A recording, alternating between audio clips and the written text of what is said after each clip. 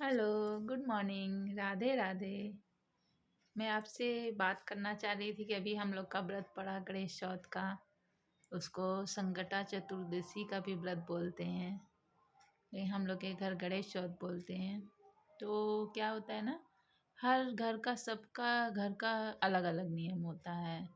कोई गणेश जी को कंदा और गुड़ और तिल चढ़ा के पूजा करता है, कोई गणेश जी को 4 किस्म के फल चढ़ाता है, लड्डू भी चढ़ाता है और कंदा भी चढ़ाता है, तिल भी चढ़ाता है और हलवा भी चढ़ाता है।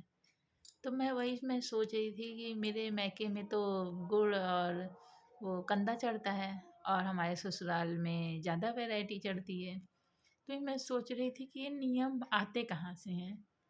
तो मैं सोचने लगी कि जिसके पास जैसा था तो वो अपने घर पर चढ़ाने लगा और फिर वो उसको नियम का नाम दे दिया कि यही मेरे घर का नियम है, ऐसे ही हमारे घर में पूजा होती है।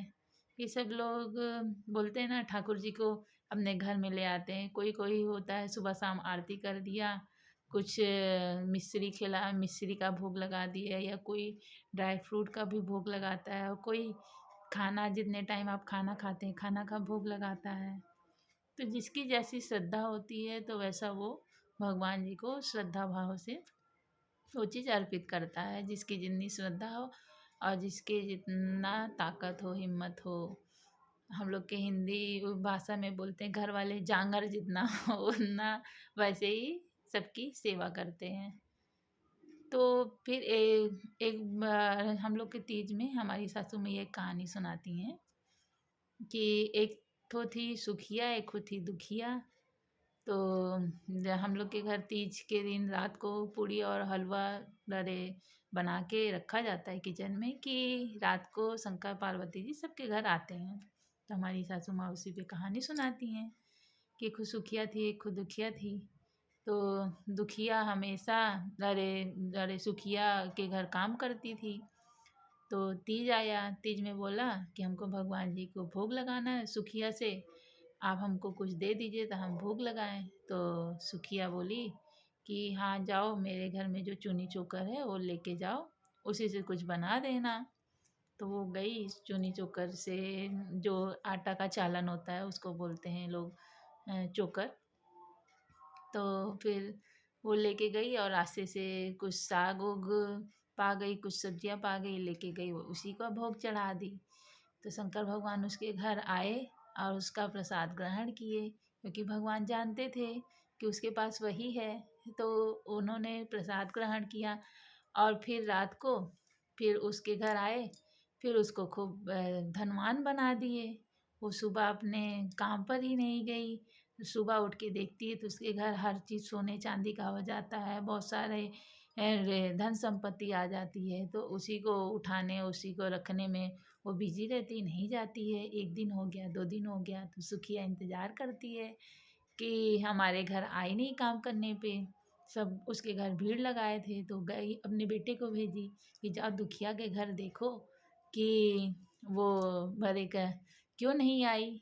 तब उसका बेटा जाए तो वो बोलता है बहुत धनवान हो गई वो। तो वो बुला के सुखिया को बर्दाश्त नहीं होता, तो बुला के पूछती है कि कैसे तुम्हारे पास इतने सारे पैसे आ गए। तो बोली हाँ, हमारे पास तो कुछ है नहीं, जो आप वही चोकर दी थी उसी का मैंने भोग लगा के अपने घर पर रखा था, और वही भगवान जी आए, भोग लगाए और खाए और हमको आशीर्वाद दिए। तब फिर अरे 1 साल तक सुखिया भी इंतज़ार करने लगी जल्दी से भगवान आए, हम भी भोग चढ़ाएं। तो वो भी उसी साल चूनी का रोटी बनाती है और ऐसे जंगल से ला करके साग और कुछ बना देती है। अरे तो भगवान आए, फिर उसका भी भोग ग्रहण कर, उस साल भगवान उसके घर आते हैं, उसका भी भोग ग्रहण करते हैं। नहीं, उसको धनवान नहीं करते हैं, उसको गरीब कर देते हैं। सुबह वो उठी, देखी वो गरीब हो गई। तब न तो वो रोने लगती, बोलती तुम हमको झूठ बोली दुखिया को बुला के कि तुम हमको अरे बेवकूफ़ बनाई, भगवान तो हमको पैसे नहीं दिए जितने तुमको दिए। तो उसने बोला कि आपके पास तो इतनी संपत्ति है, आप तो अच्छे अच्छे भोग चढ़ा सकती हैं, और हमारे पास तो था नहीं, भगवान तो जानते थे कि हमारे पास नहीं है। हमारे पास जो था मैंने उसी का भोग लगाया और आपने देखा देखी किया। तो तभी मेरे मन में आ रहा था कि नियम ऐसे ही बनते हैं, जो जो चीज़ जैसे चढ़ा दिया और वही अपने घर का रीति रिवाज के नाम से बताने लगता है कि ये हमारे घर का रीति रिवाज है। Thank you. बाय।